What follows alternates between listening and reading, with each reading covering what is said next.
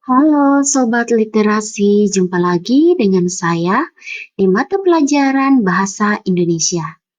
Hari ini kita akan membahas tentang resensi karya fiksi. Nah, pada pertemuan sebelumnya kita sudah membahas tentang apa sih resensi karya fiksi itu. Kita akan membahas tentang struktur resensi karya fiksi. Dan yang kedua, kita juga akan membahas tentang langkah-langkah penulisan resensi karya fiksi. Beserta di sini juga saya akan memperlihatkan bagaimana sih cara membuat struktur resensi itu.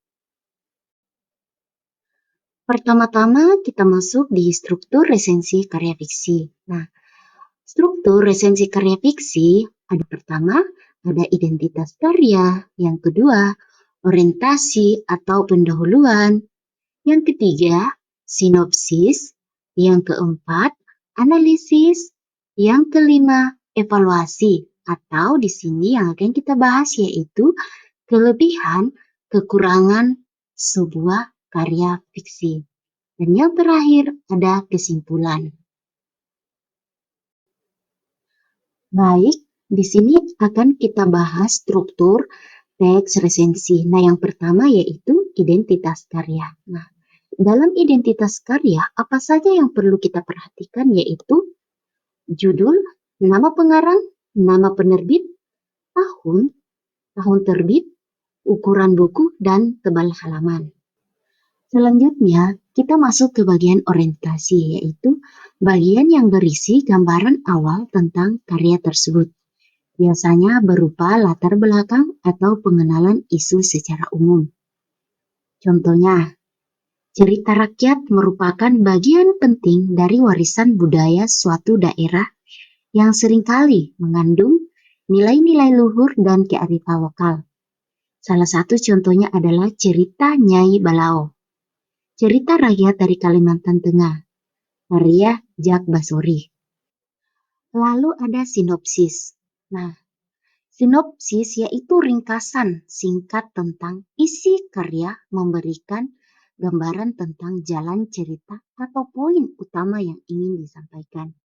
Nah, contohnya seperti cuplikan di bawah ini.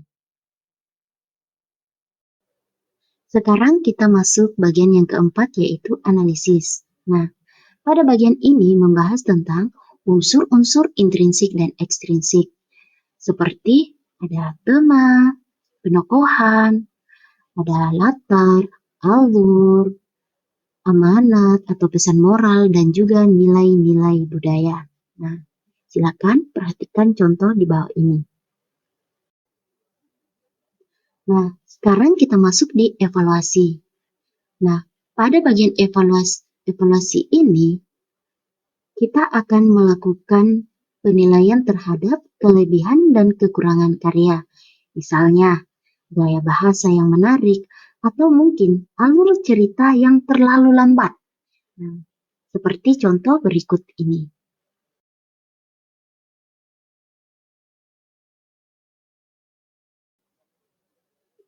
Terakhir yaitu simpulan. Nah, simpulan yaitu pendapat akhir kita terhadap karya tersebut, termasuk apakah karya itu layak dibaca atau tidak. Nah, di sini saya akan memberikan contoh tentang simpulan dari karya.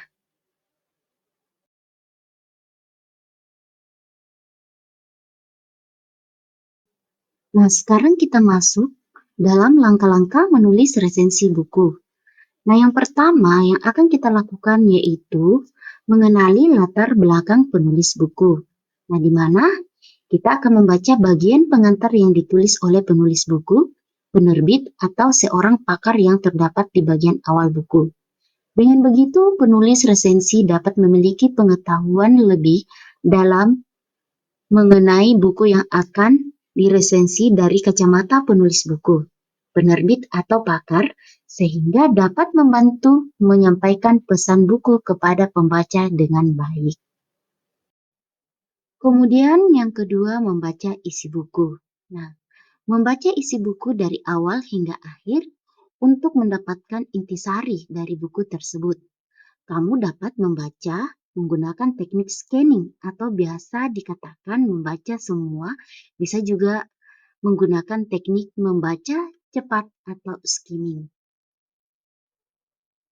Yang ketiga yaitu membuat ringkasan atau sinopsis buku. Nah, tadi kalian sudah melakukan yaitu membaca buku. Selanjutnya kalian akan menyusunnya menjadi sebuah sinopsis. Nah, yang keempat yaitu melakukan penilaian buku dengan melihat keunggulan dan kelemahan buku. Nah, yang terakhir yaitu menulis sasaran pembaca buku.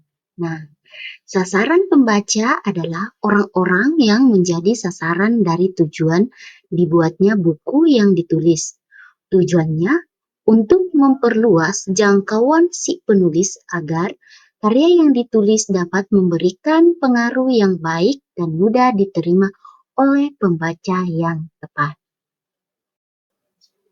Itulah tadi pembahasan kita tentang struktur teks resensi karya fiksi dan juga bagaimana cara menulis karya fiksi. Dan juga sudah ada contohnya. Semoga apa yang Ibu paparkan hari ini kalian semua mengerti. Terima kasih.